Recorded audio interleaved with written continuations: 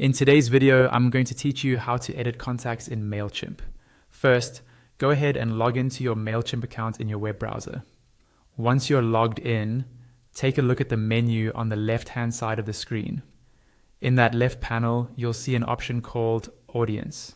Click on Audience, and this will bring you to your main contact list. This page shows all the people who are currently in your audience, along with basic information like their email address and status. From here, scroll through the list or use the search bar to find the specific contact you want to update. When you see the right contact, click directly on their name or email address to open their profile. This takes you to that contact's information page, where you'll see more detailed data about them.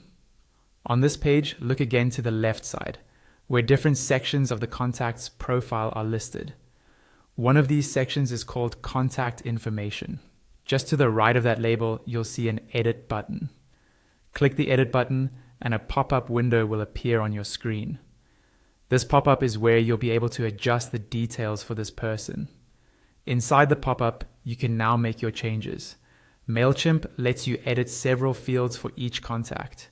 You can update their first name and last name, which is useful if you want more personalized email greetings. You can also change their street address, an additional address line if needed, their city, state or province or region, and their postal or zip code.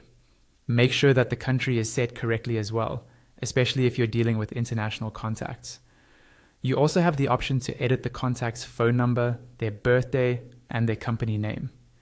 Keeping these fields accurate can help you segment your audience later, send targeted campaigns, or schedule special birthday messages and offers.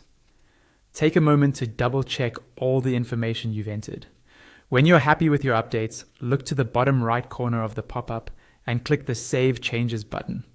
After you click it, the pop-up will close, and you should see a small confirmation message appear at the bottom of your page. It will say something like, "You got it. This contact was updated." That message confirms that your changes have been successfully saved. And that's all you need to do to edit a contact in Mailchimp.